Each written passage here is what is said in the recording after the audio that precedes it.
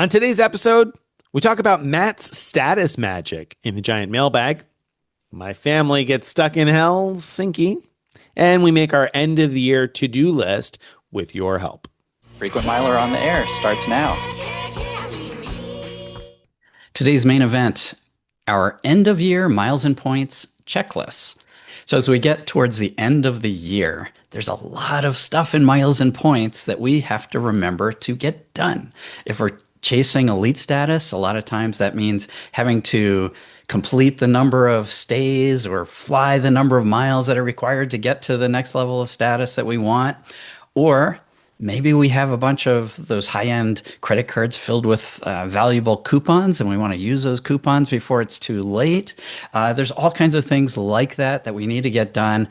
And honestly, I was getting a little overwhelmed about all of it for myself. And so I wanted to use this as sort of a therapy session and force me to go through the big things. What are the things that I've left to do? I'll tell some stories about, how I use some of the coupons and whatnot and what I'm doing to get there. And Nick will do the same. Let me be clear. You don't want me as your therapist, all right? I'm not going to help make it better. I'm in the same shoes. And if you are too, and you want to jump ahead to a specific segment, a specific piece of the story, you can always find the timestamps in the show notes. So just expand the description box where you'll find that. And remember, wherever you're watching or listening, don't forget to like the video or give us a review on the podcast, leave us some stars. We always appreciate that wherever you're watching or listening. Thank you for that. Now let's drag out this week's giant mailbag. Today's giant mail comes from Matt, who wrote about status magic.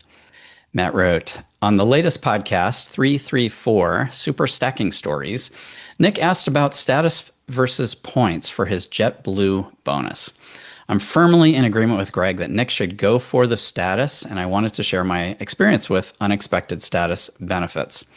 I earned American Airlines Gold status for 2025, mostly through shopping portal spend.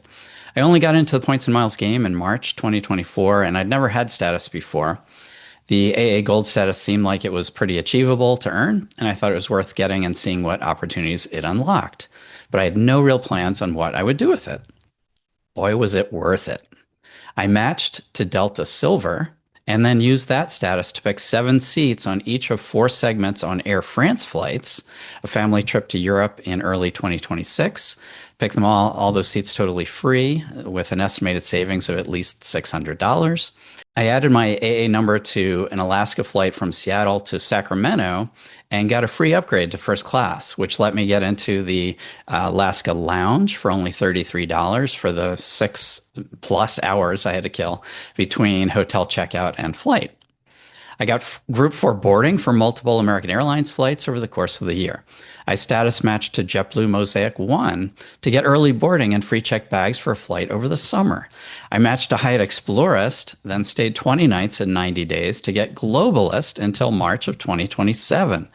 None of that was planned ahead of time, and it was all because I decided, hey, let's get the status and see how it can be used. Well done. Well done, Matt. Cheers to you. That was a great story, and I had on the list for today's show that I was still undecided about what to do about JetBlue, but I think you've inspired me. I think I'm going to have to go ahead and take those tiles and see where it leads. But I mean, really, when you break this down and look at it, Matt probably saved a ton of money, assuming that you would have paid for things like check bags and seat assignments. Now, not everybody would, but if you're someone who would pay for those things, then you probably saved a ton by matching this around over the course of the year. That really starts to add up. So I think that really worked out well. And it shows that if you're willing to kind of play the game a little bit and take a look for opportunities, then you can sometimes come out really far ahead. And now and then it's worth taking a risk on an opportunity that you're like, well, I don't know if I need that, but maybe I will,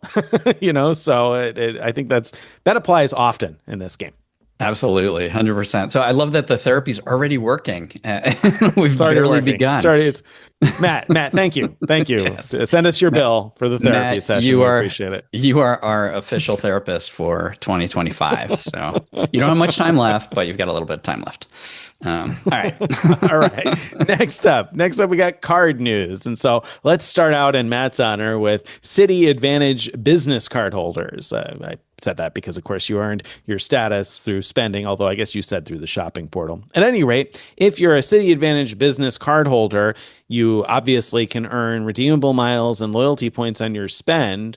But what's this about authorized users and earning loyalty points? Yeah. So the way the cards are designed to work is different from most cards in that um, authorized users or really employee cards, the way it works is the miles earned on spend go to like a business account where then you as the business owner can dole out those miles however you want. The status points, though, that's where things are weird. The status points usually just go to whoever the cardholder is. So your employees would earn elite status points towards AA status from spend on their employee card, and not you as the business owner. However, they've been running, and now they've extended it through the end of 2026, a promotion where both the business owner and the employee earn status points on that spend. So now remember, like if you're spending in a like a 2x category like gas, you don't get 2x loyalty points for that spend. You get one, but still one per dollar. Still one each, so it's sort of like getting two. Anyway, this is very interesting too because like it means that family or friends that are working on elite status together can really take advantage of this and get double the loyalty points for their spend. So that's pretty cool. Yeah, I mean, I can imagine that if you've got a small business where your spouse would be somebody who'd have an employee card, then you could both be earning status with American Airlines if you're doing the spend on the authorized user or employee card on the Citi AA business card. And that wouldn't be the case on any of the other American Airlines credit cards. And if you had an authorized user putting spend on an Aviator Silver, for instance, only the primary card holder is going to earn loyalty points off of Right. that. So that's what makes this unique.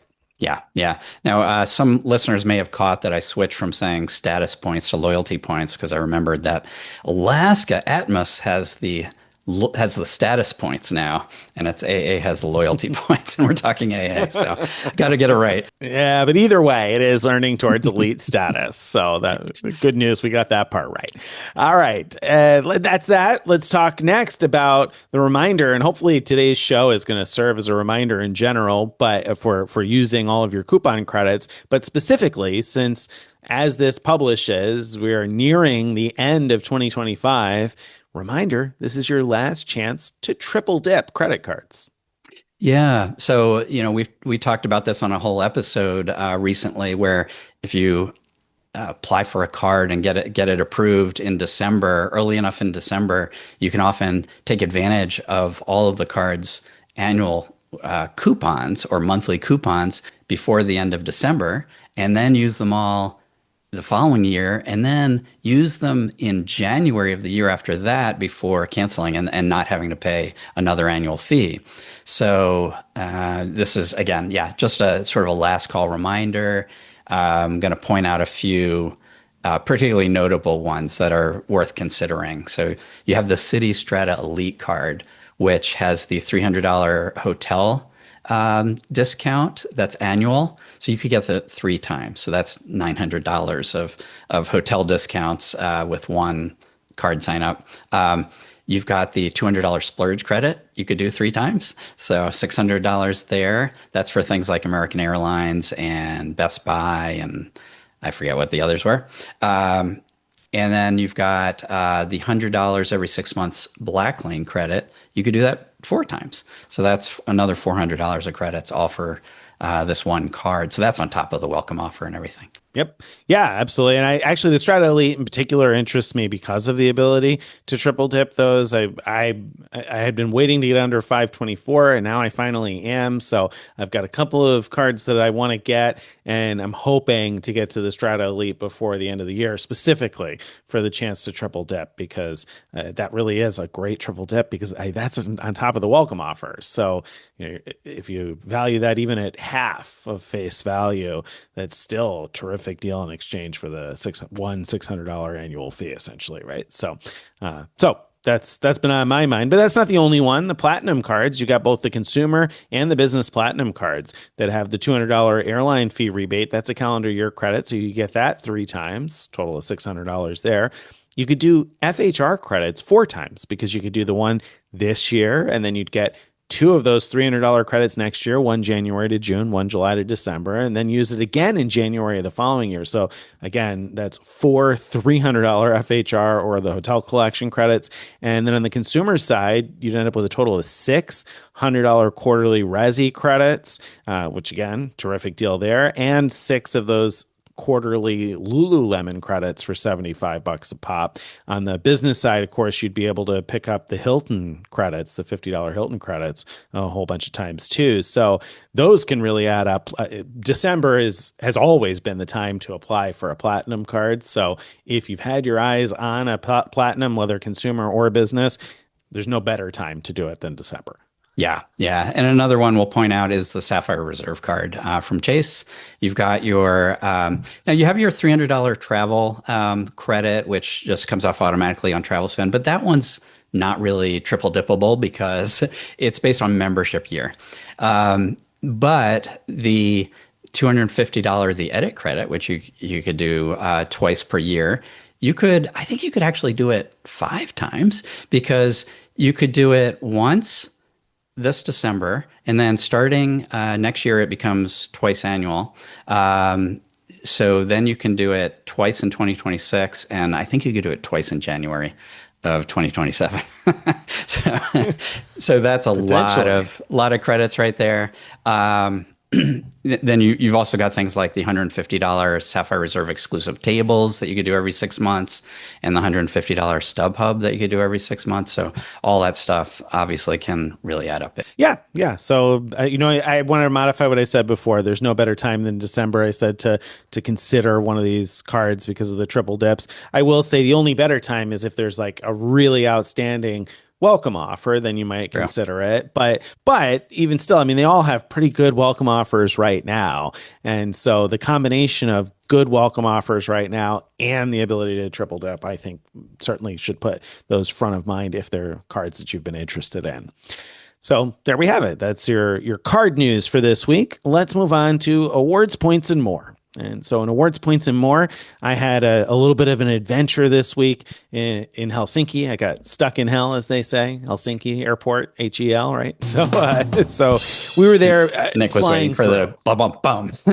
I was. I hopefully Carrie put that in there. So we got stuck, some of the people in my family anyway, got stuck in Helsinki. And the short story is that there was a delay on the first segment from Rovaniemi to Helsinki that caused them to miss their connection from Helsinki to Frankfurt. And so they ended up being delayed getting to Frankfurt until the next day. And so I'm going to be filing an EU 261 claim. But in the meantime, I wrote a post because I wanted to explain how Finnair handled that situation because there were some shortcomings, but overall, I was pretty impressed actually with how easy Finnair made it in that case. So they were on that delayed flight on their way to Helsinki, and we knew they were going to miss the flight to Frankfurt, and Finnair also knew because they started sending out things while they were still in the air. So my wife got a text message that they were adding 17 euro vouchers to their boarding passes that they could use at a whole bunch of places in the arrivals lounge. So they were all able to eat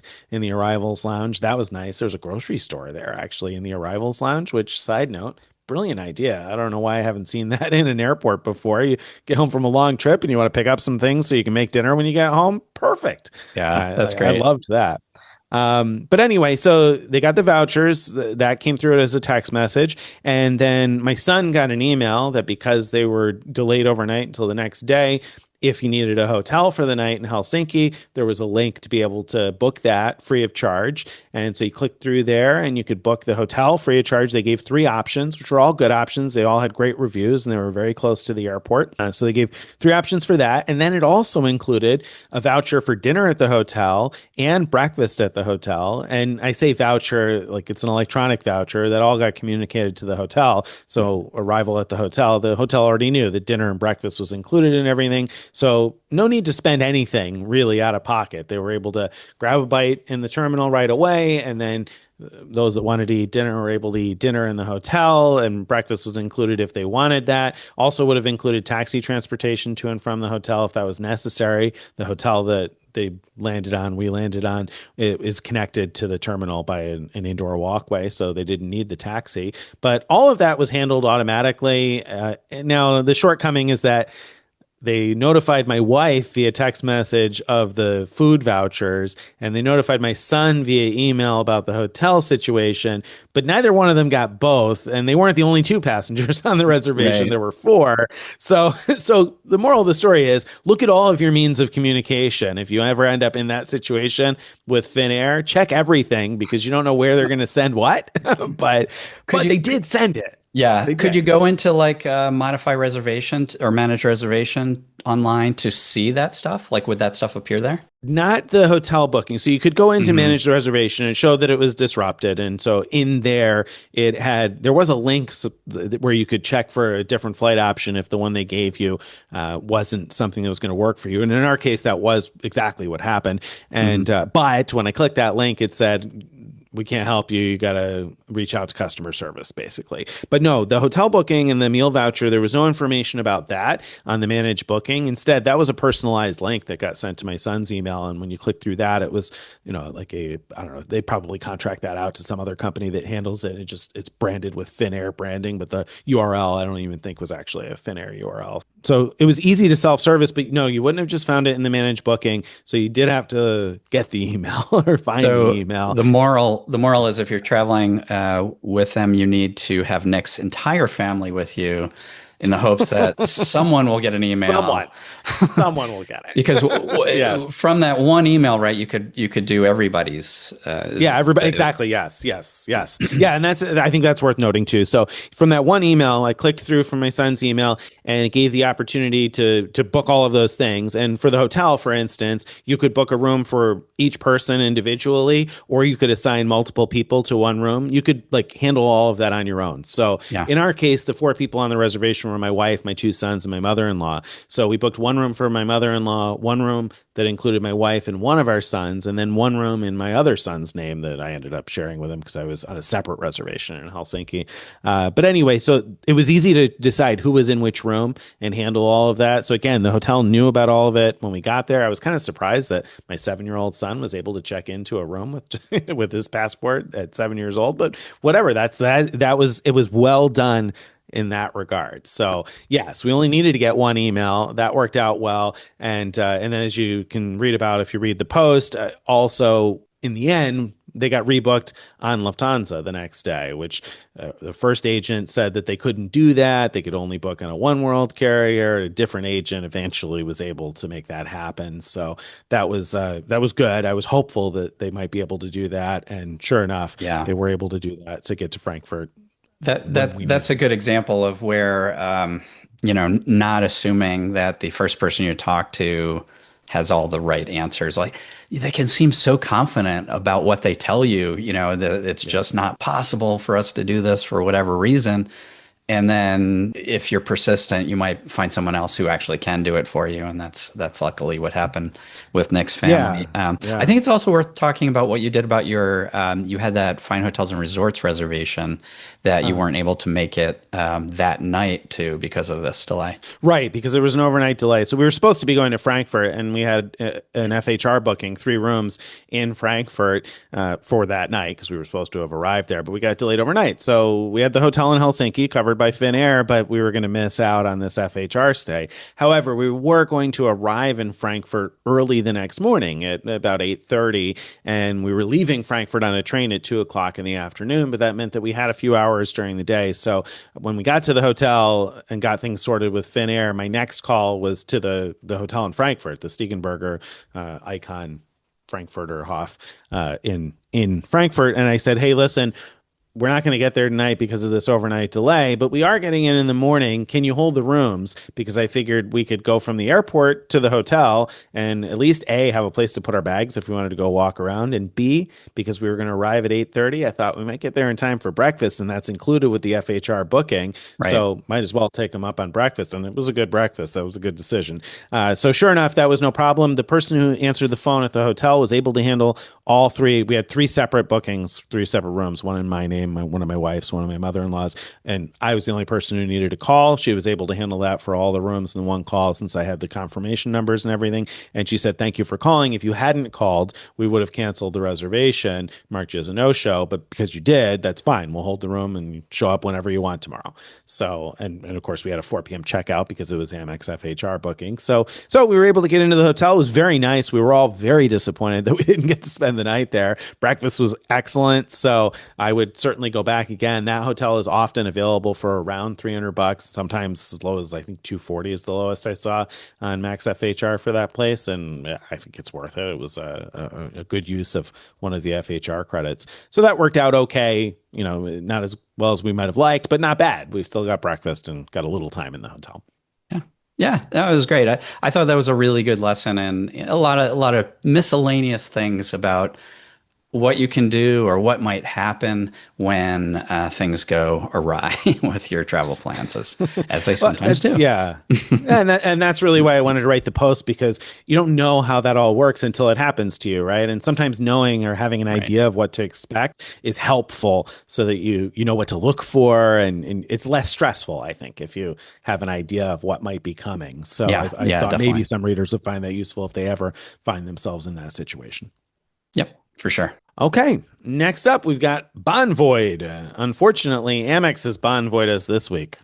Yeah, on the heels of them lowering the transfer ratio of membership rewards points to Emirates, they decided this is a good trend. This costs them less, so why don't we do that with other airlines? So they announced that as of March 1st of 2026, the transfer ratio of Amex points to Cathay Pacific Asia miles will drop.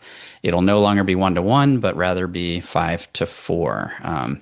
So, you know, I don't know how many people like really care about this particular thing. Like Cathay Pacific, Asia miles, it has its uses. Like if you want to fly Cathay Pacific itself, often you have much better availability using their miles. Or if you want to book British Airways on certain flights, Cathay Pacific charges a lot less in surcharges than other airlines do.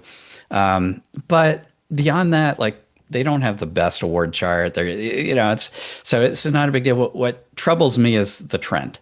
Like, will we see this happening more and more?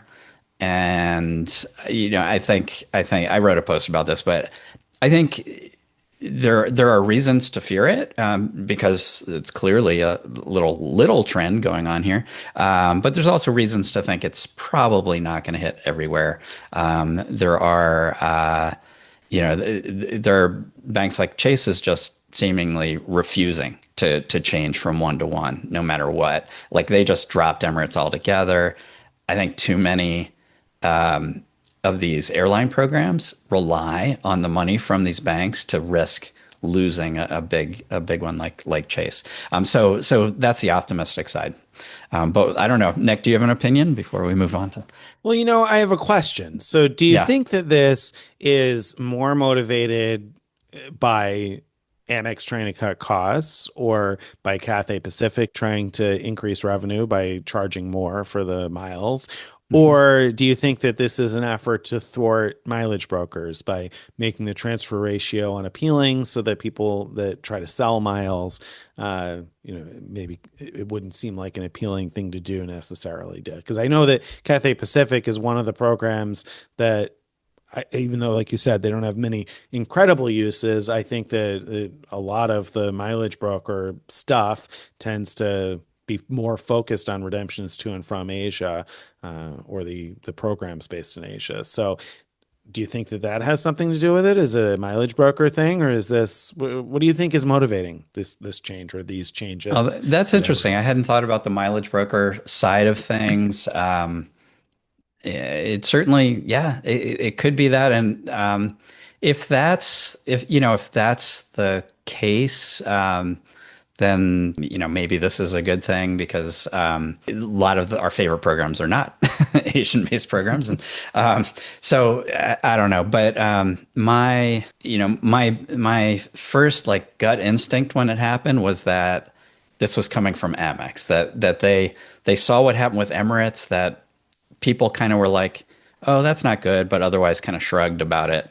Now, the reason people shrugged is because Emirates had already made their program much less attractive for other reasons. But anyway, and so some bean counter was like, what other programs are costing us a lot of money where people will shrug if we do it? And they came up with Cathay Pacific. Yeah, That was that might my be. guess. I mean, it might be. It might not be a bad guess. Although I would think that if not many people care about Cathay Pacific, it wouldn't have been costing them very much. But Yeah. I don't know. I'm not. I mean, like, I'm on the outside here too. I think it's interesting, and I think it's unfortunate. I think it's a bad trend for us overall because For sure. if that starts to fly and they think, oh, we can do that, then why wouldn't they do that with more? And why wouldn't you get an airline like Delta saying, well, hey, listen, we want more for our miles too, or give a lower transfer ratio or whatever other airline out there that might kind of pursue the same thing. And I don't like that. I don't like it, A, obviously, because it's less value and I like to get maximum value. But B, I don't like it because it just complicates things too much. It makes it hard to understand and explain award travel, I think, Yeah. when they don't transfer one to one. So I think for newcomers to the hobby, it's particularly confusing when there's different transfer ratios. I think Capital One's been off their rocker on the multiple transfer ratios for a long time because I don't think that that creates an easy story for people who are perhaps Yeah. interested in their cards. Yeah, of course, Capital One started off with almost all of their Yeah. transfers were worse than one to one, and then they Yeah. eventually made most of them one to one, and now they've sort of slipped back a little bit on a couple. Um, yeah, it's interesting. Another interesting thing is like I used to not like the fact that Chase held everything one to one because it was one to one to IHG and to Marriott, where you get really bad value for your points, but if the flip side is that they'll never go lower than one to one, then I'll take it. I'll just continue to not transfer to IHG and Marriott and be happy with that. And they do sometimes offer big transfer bonuses to those, so to somewhat make up for their low value. So it all kinds of works out, and just you know how my opinion has changed about they're Yeah. steadfastly sticking to one to one. I'm now Yeah. pro. Yeah. I'm pro. Yeah. All right. Good. Good. Good. Okay, that's that much is good. Hopefully the important transfer partners stay one to one too. And I say that recognizing Cathay Pacific is probably important to some people, but as you said, less important in the overall scheme of things. Hopefully we don't see that trend start to continue to more and more airlines though. All right. That's that. Let's talk about the main event. Main event time. Our end of year miles and points checklists. Note to self: don't start a title with OUR in the future. It's one of those words where you see it, and what I think is like hour, like minute, hour, the time, Oh, hour, like that, but we often pronounce it R, like right. just to Right. make it simpler. ARE. And Yeah. but then that would be confusing. It would sound like I'm asking a question if I say anyway. So Right. yeah, Right. so I Right. just got to avoid Yeah. that in the future. Anyway, Bad idea. Yeah. Who would have known? today's show is about all the stuff that we have to get done at the end of the year.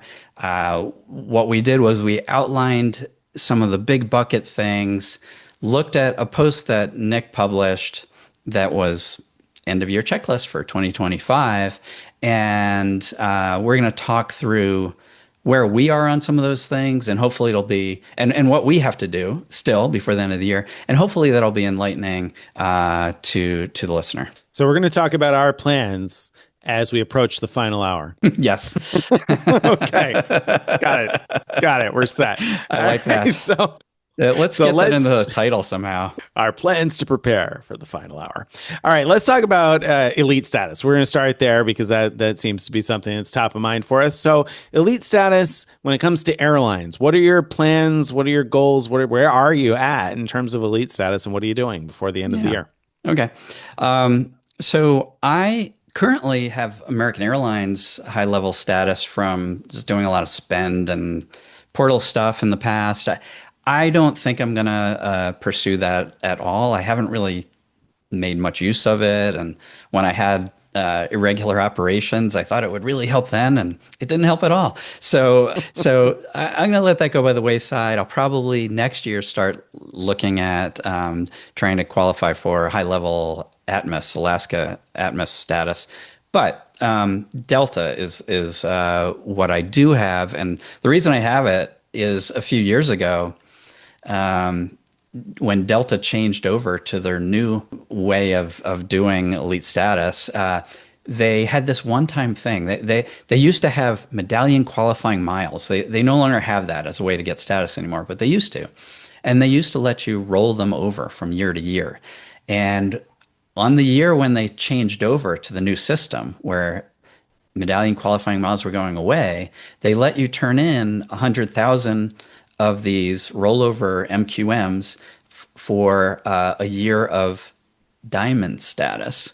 And so I spent like a madman that year on Delta cards to earn as many MQMs as possible that I could roll over. And I already had a lot that would roll over because of the pandemic. They kept rolling them all over. So I was able to get, I can't remember, 4 or 5 years of diamond status for myself and 5 or 6 or maybe 7 years of diamond status for my wife. So we've been just coasting along with Delta diamond status, and that's been nice because our home airport is Detroit, which is a Delta hub. So whenever we fly Delta, at least we get all the benefits of diamond status. Very nice, very nice. So just Delta for this year, and next year you're going to pursue Alaska status. Now you said that American Airlines status has basically been useless for you. Why Alaska status? It's for fun, really, mostly. For fun. So there are times where I would like to have One World Emerald status, and the reason is that will get me into One World first class lounges when I'm flying business class, and doesn't come up a lot, but when it does come up, it's a really nice thing. But it's one of those things when when you don't have a lot. I don't know. For me, like some of these things, like I can't make a logical argument for why I would pursue that status. It's definitely not going to pay for itself because I don't fly one world carriers enough to really get a lot of value from that. But it's fun, so I set that as a target. Very good. All right. Excellent. All right. So for me, I have American Airlines Gold status that I've earned from, like you said, combination of portal stuff and spend on the Aviator Silver card because I was going for the annual companion certificate on that. Then you get the loyalty point bonuses at 20, 30, $40,000 and spend 50,000 maybe on that card. You get loyalty point bonuses as well. So I'm at American Airlines Gold. I got a few more miles than that requires, and I might make Platinum eventually, but I say eventually because, of course, you have until the end of February for American Airlines. So I'm under no time crunch there. I've got time to figure out whether I need to, want to, care about going for a higher level of status. I don't know whether or not I will. Alaska, I will have by the time this podcast publishes, I will have earned Alaska Silver status based almost entirely on award flights this year and some spend on the Hawaiian credit cards because I had picked up a couple of Hawaiian credit cards earlier this year. And so I had spent for the welcome bonuses and then put a little extra spend on to make sure that I would get to status because I was going to be pretty close with award flights. And that's pretty cool. It's unique. We've talked about it a bunch, but Alaska allows you to earn elite qualifying miles, essentially elite points. What are they called? Status points now. Status points based on the distance flown on award segments. And so we flew from Los Angeles to Tahiti to Seattle, and then we've flown in Europe. We flew on Finnair from I don't know, Dusseldorf to Helsinki to Rovaniemi, and then Rovaniemi to Helsinki, and now, of course, we're going to fly home. I say now as I record, or as we're sitting here now, but by the time this publishes, I will have already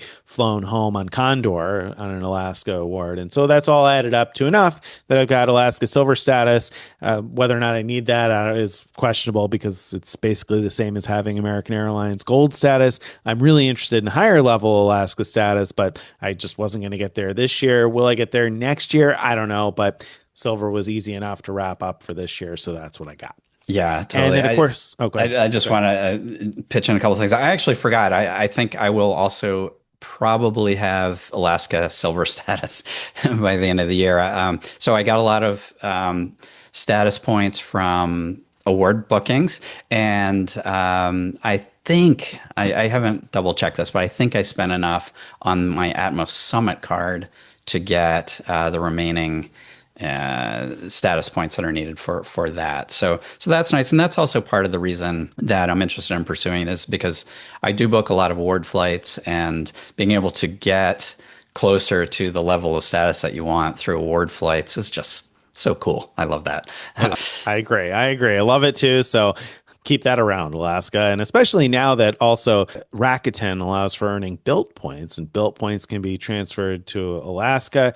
It makes it, I think, easier than it has been in the past to amass a meaningful Mhm. number of Alaska miles and to be able to continue to book awards in the future. So I've used a lot of the points that I moved to Alaska or got there through the Amex to Hawaiian transfer that's now long gone. But I've used most of those actually. But I'll Mm, be happy to have status and a chance at now earning some more Alaska miles through the Built partnership. Finally, for airline elite status, and this is funny that I've got three of them on my list here because I'm not somebody who's typically chased airline elite status in the past, but JetBlue Mosaic 1 for now. That's what I earned through the 25 for 25 promotion this year. And as we talked about at the beginning of this show and on a previous show, I was considering whether I and the rest of my family should pick 20 tiles as the Mosaic one, perk you pick kind of a thing, or whether we should choose the 15,000 redeemable JetBlue points each. And I think Matt convinced me earlier we're going to take the 20 tiles because the rest of my family can, of course, gift 20 tiles to me. And between the tiles they gift me and the tiles that I've already earned, I would get to Mosaic 2. And so I think that's what I'm going to do and take Mosaic 2 and ride that into 2026, mostly because of the fact that you get benefits on United. I'm interested in that because I have a bunch of United Travel Bank credit that I've amassed over time to use. And the only thing I'm not sure about there is can I change the frequent flyer number on the reservation to JetBlue? And so that right. part I don't know about if I use Travel Right. Bank credit. So that may still come into play, although I could still probably finagle this so that my wife ends up with Mosaic status and we use my travel. I don't know. We'll work on that. But I think I'm going to go for Mosaic 2 for the blue sky benefits when flying on United. So hopefully that works out well. Yeah, I would bet that, you could book the reservation with the travel bank credits with your United number and then change it after the fact. But, I don't have any proof of that. Yeah, we might have to So test that I'm theory I'm out sure ahead of people will time. let us know. Send it to Yeah, the there you go. mailbag at frequentmiler.com. There All you right. go. There you go. Let's talk hotel elite status now. Um, all right. So for me, Hyatt, I took a look at my Hyatt account and saw that I am going to be I'm going to be 5 nights short of the 60 nights Oh, needed to get to Globalist if I don't do anything special. So, and that's based on what I think is going to happen when my next personal card statement closes. I think that'll get me to 55 if I'm right about if I did the math correctly. oh wow. Um, and then, so my plan is I have the Hyatt business card. So if I spend $10,000 on that card right away, that'll give me 5 elite nights. That should get me to global status. So hopefully that'll work out. Ooh, wow. So you're sitting at 50, really, as we record this. You're sitting at 50 nights. So you're 10 nights No, I'm short, sitting right? at Oh, maybe 50. 53. I'm sitting at 51, but I recently One. Okay. spent Yeah. So the personal card gives you two for every 5,000, and I recently spent the what was a lot. There was a lot left needed to get to the 15K free night for the year as well. Yeah. So I recently spent that, but the nights haven't shown up yet. So that's what's going on there. I see. I see. All right. So Hyatt, you got that going on. Should get to 60, but that's probably not your only elite status on the hotel side. No. So Marriott, I have lifetime platinum, and for the first time in ages, I'm not going for titanium. I just haven't spent enough nights at Marriott's this year. Not because I have anything against it, just that's how it's happened, to be anywhere close to titanium. So it doesn't make sense for me to push it. So it does mean I'm going to lose both United Silver status and Air Canada's 25K status as a result, because you get both of those with Marriott Titanium. So that's really what hurts more than losing Titanium, which is meh. I haven't seen any better treatment at Marriott hotels, except in some rare cases by being Titanium instead of Platinum. Hilton, I'm currently Diamond, but I'm going to drop down to Gold unless they forget to do so. And that's fine with me. There's not much difference in the benefits for Gold and Diamond. IHG is kind of interesting, I think. N Last year, at the early last year, I spent $40,000 on my IHG Premier business card. That got me diamond status for the rest of that year and all of 2025. So I purposely did not spend on that card again this year because my plan is to do that early next year. And so there will be a gap of some number of months until I reach that 40K spend, but then I'll have diamond status for almost 2 more years after that. So that's my every other year strategy with IHG. I like having diamond status for the free breakfasts and occasional upgrades and things, but it's not my main game. Yeah, I use my IHG 40K free night certificate each year, and that tends to end up being about the only time I end up staying at IHG. So I haven't worried about going after status with them. But if you do stay more often, then obviously that could make some sense. For me, Hyatt, I've got Globalist wrapped up. I've already requalified for Globalist with 60 nights. I kind of wish that I could have waited until right at the end of the year in order for the rest of the nights to post kind of in January so that some of those benefits would extend out an additional year. We talked about that on a recent show, but I'm already at 60. I'm going to end up with 62 or 63 or 64 nights this year. It's a little up in the air as to exactly where I'm going to hit. I'm definitely at least 62. I've got another 2 nights coming up, and whether or not 63 and 64 happen is kind of, again, up in the air. So should I mattress run my way to 70? I mean, I do have a situation where I'm going to fly into an airport with a category 1 off-peak Hyatt place, and so I could book the 6 nights that I need for what does that work out to, like 21,000 points in order to get to 70. I'm not going to do that. Yeah. So Yeah. it's not really worth it. I wrote a post about that actually a while back. So I'll just stick with my 60 something Hyatt nights and be there. Player 2, interestingly, just hit Explorers just last week because we've booked so many trips this year where we've needed at least 2 rooms. And of course, she did some spend on the World of Hyatt card in order to earn the annual 15 or the annual category 1 to 4 free night certificate after $15,000 spend that Greg was talking about. So she earned some nights from spend on the card and some nights based on those trips where we needed 2 rooms. So she ended up at Explorers, which is kind of nice because she got another category 1 to 4 free night certificate there. So now she's got a bunch of category 1 to 4 free night certificates in her account.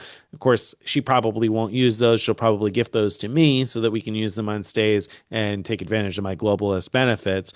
But if and when we need to book a room in her name, at least she may get some sort of benefit like a late checkout if we're not able to use a guest of honor award or if that doesn't make sense for the situation. So that's kind of nice. Marriott, I've requalified for platinum.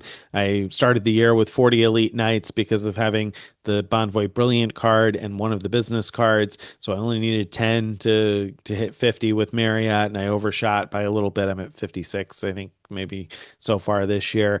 I'm not going to go for titanium because I'm too far from titanium to make it. And I'm going to hit lifetime platinum in January. Once the elite nights post from the credit cards in January, I will reach lifetime platinum, and then I will bid adieu to my Bonvoy Brilliant card. I will downgrade that to the $95 Bonvoy card because I don't need to keep the Brilliant card for that status anymore or the additional nights, and I will never chase Marriott status again, I don't think, unless something wild and crazy happens.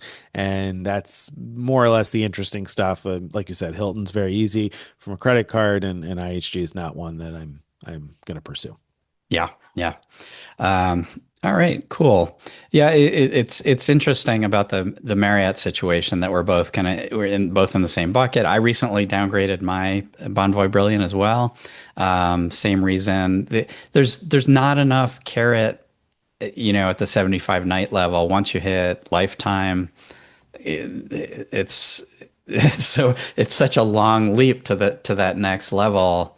You'd have to have much bigger carrots to entice us there than they do Yeah. today. So, Yeah. Yep. but it's nice, it's nice for those hotels that do a good job of recognizing elite status. It's nice that we have platinum from now on, which is Yeah. really good. All right, so some of these elite programs have choice benefit selections that you have to make by the end of the year or soon after the end of the year. So a couple that are uh, ones I have to pick before I think end of January are my Delta choice benefits and my Marriott 50 night choice benefits. The um, Delta, I so when you hit Delta Platinum, you get one choice benefit. When you hit Delta Diamond, you get three. I don't get to pick a platinum choice benefit because, as I said, I earned Oh, yeah. multiple years of diamond status from that one time opportunity. That does not give me platinum status along the way, so I don't get the platinum choice benefit, but I do get the diamond choice benefits each year. So as I said, Delta lets you diamonds pick three of them. This year, I'm picking a $700 statement credit. That's going to go down to $500 next year, but that's awesome. As long as you have a Delta card, a Delta Platinum or a Reserve card, you can do that, and that's fantastic. I am not this year. I think this is the first time ever picking global upgrade certificates as one of my choice benefits. These are where you can book economy or premium economy and upgrade from there, even on like long haul international flights. The reason is that my wife did pick those, and we used hers this year, but we didn't have need for more than the four that she got. And so I just waited to see if I picked it now, it would only be good till the end of January. So, and I would literally have to fly by then. And I don't have plans for it. So I'm going to pick, there's a 35,000 redeemable miles option. I'm going to pick that twice, basically, because I can't, if I could pick the statement credit twice, I'd do that, but I don't think it'll let me. I should double check that. Yes, you should before you take the miles in that case. But yeah, that well, that's interesting. It's interesting that it's worked out that way. Yeah. All right. And what about for Marriott? Because you get choice benefits for Marriott too, right? Yeah, I mean, at 50 nights, there's really only two that are worth considering, in my opinion.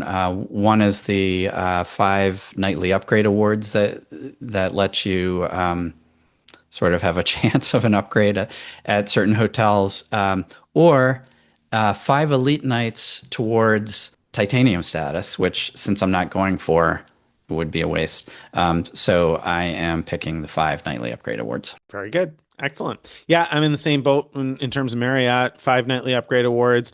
They're usually not terribly valuable, although I did just recently use a couple for a great upgrade that we got at the Westin Bora Bora to a premium Otomano View villa. It was fantastic. It was way nicer than the standard room. We got 2 rooms there, so I was able to see both, and both are nice, but the one that we got with the nightly upgrade award was significantly nicer. So that worked out really well. Credit where credit is due there, Marriott. But I don't tend to get wildly excited because I'm going to have three of those that are going to expire at the end of this year unused. So I don't imagine I'll use them all, but we'll see. And with JetBlue, as I said before, I'm probably going to choose the tiles. If not the tiles, then I would choose the 15,000 points for the Mosaic one perk you pick when you get there. So that would be that. Next up, Southwest Companion Pass. You going for it, Greg? I'm not. I'm not a Southwest flyer, but it's worth pointing out that, and we've talked about this a lot, that there are times where it's really opportune to sign up for new Southwest cards, because if you do it at the end of a calendar year and you don't earn the welcome bonus till the beginning of the next calendar year, and if that welcome bonus or in combination with other stuff gets you to the number of points needed for the companion pass, then you can have that companion pass for all your flights for the rest of, so it would be for all the rest of 2026 and all of 2027 if you do that now. So Nick, are you doing that? I would like to. I hope to. I mentioned before that I'm finally under 524, and so there are a couple of cards I want. Now, I think it would probably, like, if you're comparing apples to apples here, the value of getting a Sapphire Reserve or a Sapphire Reserve for Business is better than the value of getting a Southwest card right now. So on the one hand, I would rather go for one of those or an ink card. A good ink card bonus also could be very good right now, could be very appealing. So there are other chase cards that are perhaps more appealing in the here and now. But here's the thing: the companion pass is something that I'm not going to have very many opportunities to get because I'm not going to spend a lot of time under 524. It would be really handy. We have one in my household, but because of course we travel as a family of four, it'd be really handy to have two because then we'd be paying half price on all of the Southwest flights essentially. Sure. So that would be nice, and I've wanted that for years, but just haven't been in the position to be able to do it. Now I am, and over the long haul, there's opportunities. Obviously, as a blogger, I get opportunities now and then to use a referral link and pick up some points that way, and so it's a little bit easier, perhaps, for me to requalify for a companion pass in a lot of ways. But I need to have a card in order to be able to do that, and so I'm pretty tempted to go after one of those now as a long-term way to be able to requalify and get another companion pass in the future. So it's about getting a companion pass now, but it's also about having the capacity to earn points with that card for a companion pass in the future. Yeah. Because if I miss that window now, who knows how long it's going to be before I get back to that spot again. So I probably am going to end up doing a Southwest business card, which is kind of painful because the offer on those just dropped. But I know that between the welcome offer on that card and if I get the Southwest debit card, I'm going to be pretty close, and I can probably bridge the gap with either a referral or some spend on the card if need be, because I'm going to do some spend on it anyway. So yeah, I think I am going to go for that second companion pass. What day I do that, I don't know exactly, but sometime soon I will probably Yeah. go after Yeah. that, and I'll report more when I make that happen. Right, right. And we also talked on a recent coffee break about how the Southwest debit card might help a bit towards getting a companion pass. You think you'll pick that up as well? Probably, yeah. As I just said, with the business card would get me, a lot of the way towards a companion pass, but it would be helpful to get the debit card because that would shortcut me a little bit further and then make it pretty easy to finish up the gap either through spend or, like I said, probably one more referral or something on the card would be enough for me to be able to have that companion pass for 2 years. We do have intentions, and I say intentions because we've had the same intention for a few years and haven't met it to do some more domestic travel because we've done a lot of international travel over the past few years, and we've been intending to do some more domestic travel. It hasn't happened because good opportunities to use miles and points for international trips continue to present themselves, and so we haven't buckled down and focused on more domestic, but we do kind of intend to do that. So I think I'll get more value out of a companion pass over the next couple of years, and beyond. So yes, I'm going to try and probably get the debit card as well. Yeah, sounds good. All right. All right. Let's move on to credit card coupons. So there's a lot of coupons ending at the end of December. And so let's look at the big ones, $100 and up for the most part. Let's start with the Strata Elite card. I don't know if you even have one in your household. I guess you do. Yes, my wife has Um, it. Yep. yeah. So it has the $300 hotel coupon, the $200 splurge credit, the $100 Black Lane credit. Um, I used my $300 hotel one like immediately once my card was available. I had no problem using that. I had at least two other opportunities where I could have used it had I still had more credit Wow. available. Um, so that was great. That's despite the fact that there are sometimes hotels that exist that it just does not show on its site. When it does show hotels, it's often a good price. So that's really nice. $200 splurge credit. I booked an American Airlines award that had more than $200 in surcharges Hmm. or taxes associated with it, and that it erased $200 of it. I ended up canceling that award and got the money back, but they haven't clawed back the splurge credit, so that's good. That's where I'm Hmm. standing with that. And Nice.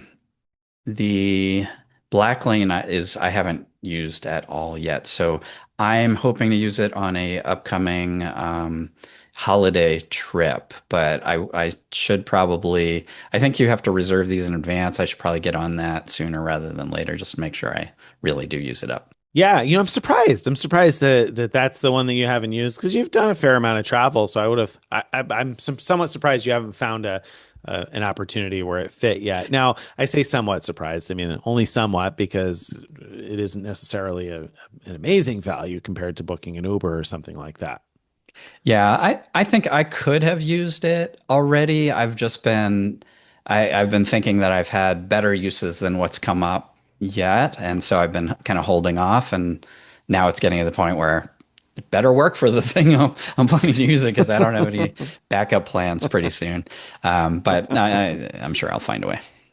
I'm sure. I'm sure. So for me, for the City Strata Elite, I just used the Black Lane credit yesterday, I guess, right? So yesterday, day before, whatever day it was that I got to Frankfurt, I don't even know at this point.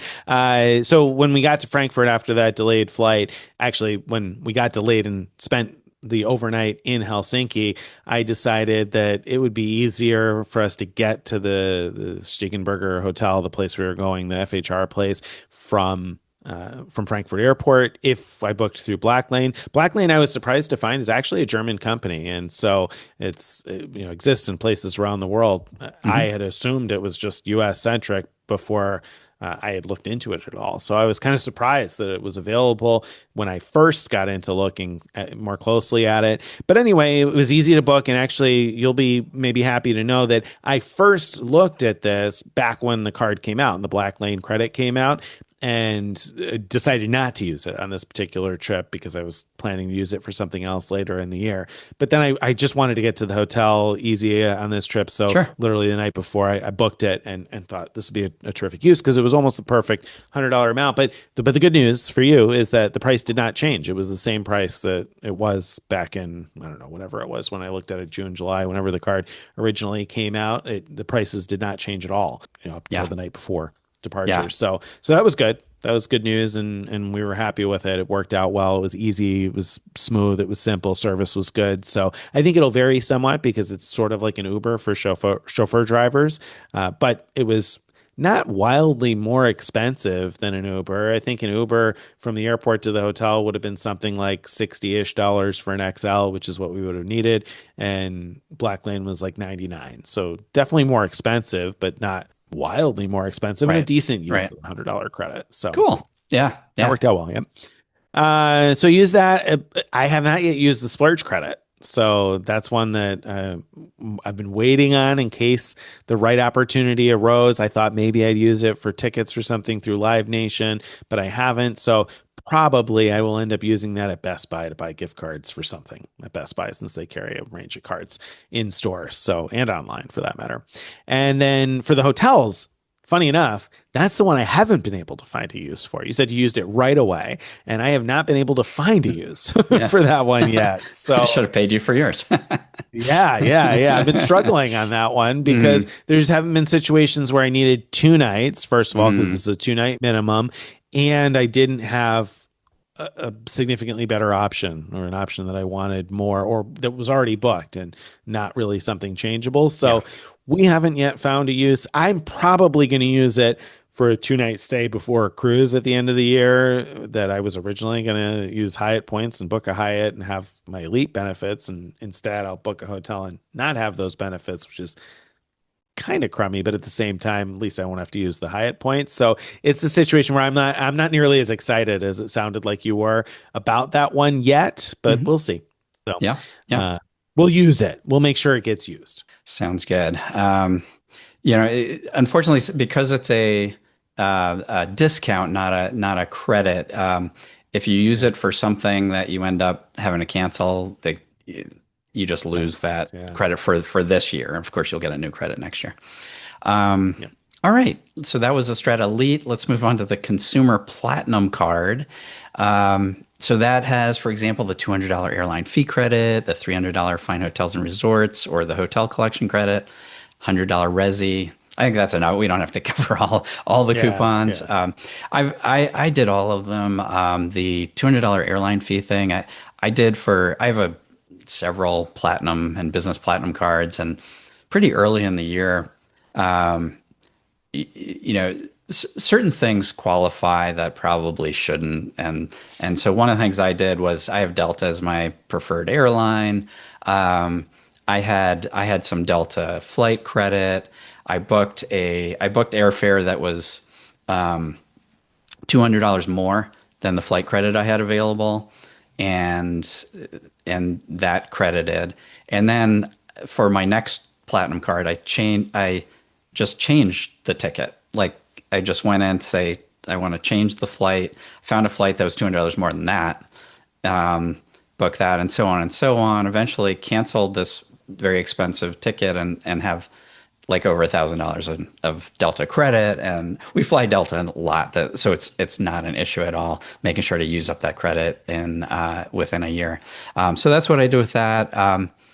Fine hotels and resorts. I did not find a real world use for most of my fine hotels and resorts credits for this period of 6 months. So I booked some stays for late next year. Um, I don't know. It seems to me unlikely we'll keep those, but I booked them as a just in case. And Resi has turned out to be really easy and kind of fun. Some places you go, it kind of depends where you go. There are some cities that are all about Resi, and then other ones that are all about talk, and other ones that are all about some other. And so in some places it might seem impossible to use your Resi credits.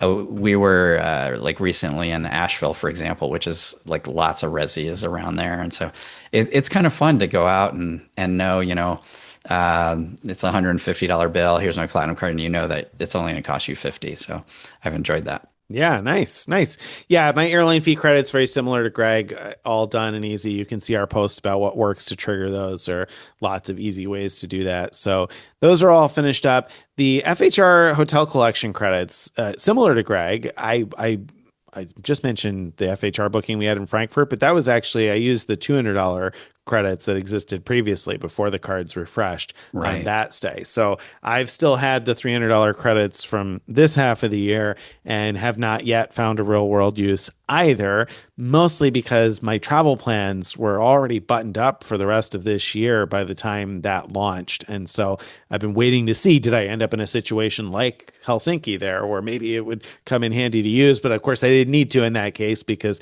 the airline had covered my hotel. So I haven't yet found that either. I'm tempted to plan a trip to Las Vegas in January. And I say that, and I haven't talked about this with player two at all yet. So this is something that's highly theoretical at this point. But here's my rationale.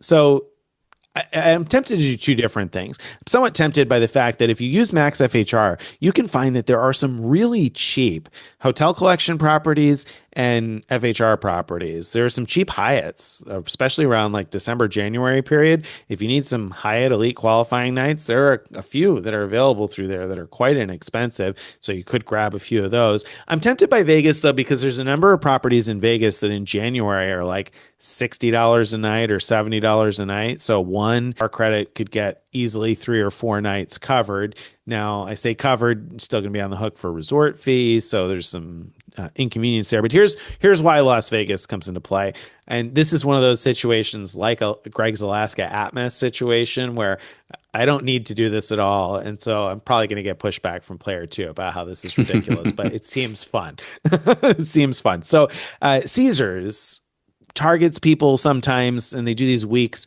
where they'll give you 10x tier qualifying points. And so basically with the casino loyalty program, when you gamble, when you're playing, whether a table game or a slot machine, you earn tier qualifying points. And so the 10x tier qualifying points means that, if you earn, whatever it is, it's 15, I can't even remember, 1500, you would need to earn essentially the equivalent of 1,500 tier qualifying points to end up getting 15,000 because of the 10x or something of that sort. I don't know exactly how the numbers work out in order to get diamond status with Caesars. And so Caesars diamond status has become much harder to get in general. But if you do one of these 10x tier credit times, which they have one coming up during a week in January, of course, because it's low season, which means that FHR rates are really low. So I could easily stay for a couple of days and probably in a day or two earn diamond status. Now, those who aren't gamblers would say, oh, yeah, but you're going to have to gamble a bunch of money. And that's true, though there are some methods for reducing the variance there. I know some people like to go to one of those slot machines that's like roulette and just bet all of the numbers basically. And then you're going to lose over the long haul, of course. But, if you bet almost all of them, some people like bet all but one or two or something. And so the amount that you'll lose in order to earn those tier credits will be relatively small. There's some, and there are games where the house advantage is relatively low. And so you could low. stick with those and you know Exactly. that on average, you're probably not going to lose too much and it might be Too worth it. much. Yeah, exactly. And the thing is with Caesars, so you potentially earn status, which the Caesars Diamond status has been useful for matching to other opportunities. We've written a lot about cruises over the last few years, and so that certainly helped with that. And every 5,000 tier credits you earn, at least for the last several years, I don't know for sure this is going to get renewed in 2026, but every 5,000 tier credits you earn, you get essentially a free night certificate with Caesars. So if I was able to do the 15,000, that'd be 3 free nights with Caesars on top of it. And then, of course, you get the $100 Diamond Celebration dinner. You get the complimentary stay at Atlantis. If I went for an even higher tier, maybe I can get a high enough tier to get the complimentary stay at Atlantis with no resort fee. I'm curious. I'm curious about like putting one of these strategies into play to see if we could do it with low enough variance that it wouldn't cost very much and whether it would be worth more than whatever it would cost. So I'm curious about it from the game standpoint. If anyone can do it, you can. You've got to do it. We'll see. We'll see. So there's my loose FHR plan, very loose at this point, but it has me somewhat intrigued to go after that and try that out. We'll see. All right. All right. Let's talk Sapphire Reserve now. So of course that has the $300 general travel credit. That's every membership year. For end of year credits, the big ones are the $250 the edit credit, $150 Sapphire Reserve exclusive tables, and $150 StubHub. So in my case, the travel credit is always used up like before I could blink practically, because I use that card to, for my flights and hotels almost all the time. So that's easy. The table rebate I used in Detroit a few weeks ago. We had a nice my wife and I did a one-night staycation in Detroit and ate out at a really nice place. That was great. I really enjoyed using that. You could quibble about, well, you're not saving $150 if you're going out to a place that you wouldn't have gone to. That's absolutely true. I think of it not as savings, but as like a almost free experience that I'm getting thanks to having this card. And so it's just a different way of thinking about it. The $150 StubHub credit, I finally used the other day. Michigan basketball is doing really well, and I didn't have any basketball tickets. I found a game. It's not. It's going to be a terrible game. It's like a nobody team that we're playing, but we're playing at home, and I was able to get very close to the floor seats for just a little bit over the 150. So I'm paying like $12 or something out of pocket, above what the Nice. $150 StubHub is, which is great because I totally think of that one as like, if I could use it, great. If not, oh well. So I kind of think of that as just play money that I can, do something fun with, and so that's the fun thing I'm doing with it. Yeah, nice. I like that. I like it a lot. The edit credit for me, I have struggled to find a use for the edit credit. Very similar to the city one. I think part of my problem with these credits is that they require a 2 night stay. And generally speaking, if I'm going to be staying 2 nights or more, I want to stay in a nice hotel, but I don't want to pay the cash rate for a nice hotel. So it's rare that I want to stay in a place that costs less than the 250 or $300 a night if I'm staying for multiple nights. But I'm not someone who usually spends 250 or $300 a night on my hotels. So I'm using points to stay in places like that usually. So I would much rather use that type of a credit on a 1 night stay somewhere where I can get a nice hotel for 1 night, like I just did in Frankfurt sort of with the FHR credit, but I can't do that with this. So I found it much harder to find a great fit, and obviously the smaller footprint has been an issue. I don't know what I'm going to Yeah. do with the edit credit, if I'm even going to be able to use it before the end of the year. I'm not sure. I'm in the So same boat with that. I forgot to mention that at credit what I was doing with it. I haven't used mine yet. I try I tried to do the idea of booking one for the future and then see if like you have multiple bookings will and canceling, will it kind of not get clawed back? But it seemed to be tied. Like to that it's a long reservation. story, but they seem to have it figured out where it's tied to the specific reservation. So I don't think like even if you made two reservations now for next year, I think if you cancel the first one that got the credit, I think Mm. they would claw back the Oh, credit for that, that even though you stinks. made two. So that's what I think. I don't have proof of that, but anyway, yeah, I've been struggling, and it mostly has to do with the limited footprint, and it also has to do with you mentioned that like because they're tied to the cash rates at the time. If you're going to a place, so during the holidays, there was an opportunity where, oh yeah, we'd be staying at least 2 nights. They actually have the edit where we're going, but it's over $1,200 a night compared to Right. usually the same hotel is like $400 a night, right? And it just Right. has to do with when we're going. And so yeah, it's awesome in concept. In practice, I found it so far difficult to find good matches for what I'm doing.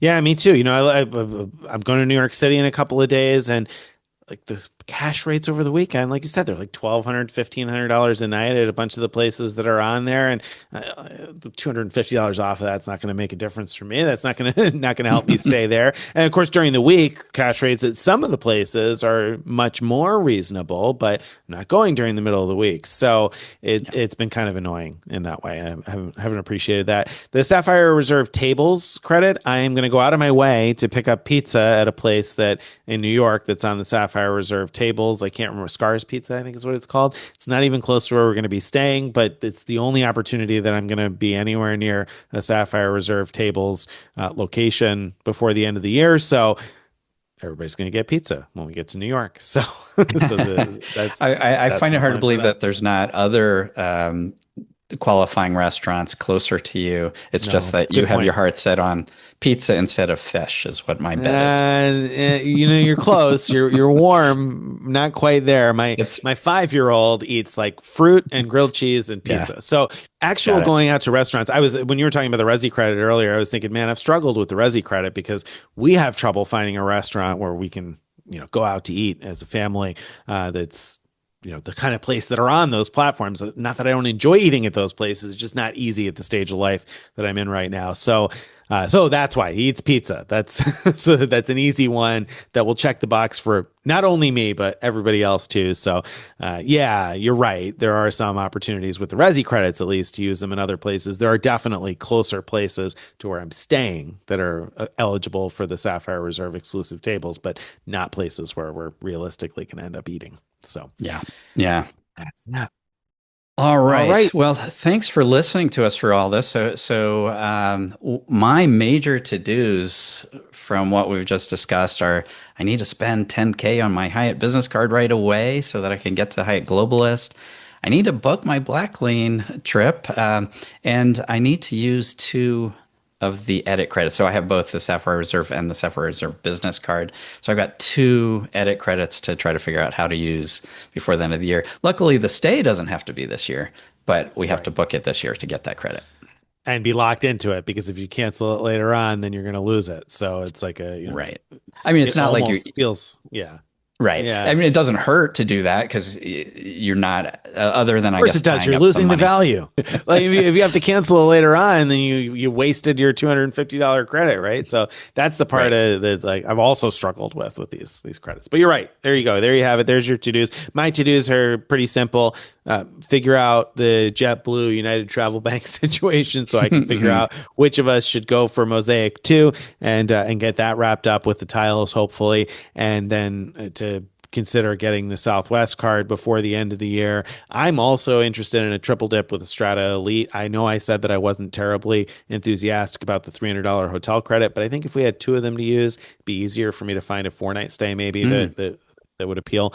And fit, ironically enough. So we'll see how that works out. Those are the things that I think are really my to-do list. And find a use for the edit credit, because and the City Strata Elite Hotel credit as it is, though I think it'll be easier, like I said, if we have two of them to use. So we'll see how that works out. Sounds good. All right. I think that brings us to this week's question of the week. This week's question of the week came in via email from Jonas. Jonas said, I have a question regarding credit card usage after meeting minimum spend requirements for a new card welcome offer. I often stop using a card once I've received the bonus, as I prioritize maximizing rewards through higher spend categories on other cards or working towards other new card welcome bonuses. I'm curious if this practice negatively affects my relationship with a particular bank and ability to get more credit cards from them. Do I need to use the card continuously, or is it sufficient to make a purchase every few months to prevent the account from being closed due to inactivity? Could you share how you handle continuous spend across all your credit cards, especially those that are not currently being used towards an intro bonus? Thanks for all you do, Jonas. So, what do you say, Craig? It's a tough one to answer because anecdotally, it does seem like with American Express, for example, if you use their cards a lot, you're less likely to be put into pop-up prison where they tell you you're not eligible for a new welcome offer. It seems like you know that just in general, they're going to value your business more because they definitely track that kind of thing. That said, I don't worry about it. I mean, I put spend on cards that are most rewarding to me, not to try to keep the bank happy that I have their card. So it's been fine. I mean, it doesn't mean that maybe sometimes I can't get new Amex cards because of that. Yeah, it probably does mean that, but I don't think there's a magic number, like amount of spend, that would necessarily get me over that threshold anyway. So I just don't bother with it. And so, yeah, it's that simple how I approach it. What about you, Nick? Do you approach it any differently? No, pretty similarly. Yeah, I'm not going to put spend on a card that offers poor return to try to keep the bank happy when I have no idea, A, whether that would make a difference, and B, how much I'd have to do for it to make a difference. And obviously, Greg and I have a lot more credit cards than most people have. And there's so many that, like, to try to spread out whatever I think might be a meaningful amount of spend on all of them would be I don't know, tedious and difficult to do. So generally speaking, no, I don't think about that at all. I agree with everything Greg said about how anecdotally it does seem to maybe make sense to Amex if you're not putting spend on your existing cards. Maybe they won't approve you for more cards in the future. But overall, that's not something that comes into mind. And one modification of what Greg said, he's going to put the spend on whatever card's most rewarding to him. And I agree with that concept in general. I want to add the addendum to say, or most maybe not most rewarding, but most interesting to me for some reason. Like for instance, this Alaska Atmos spend.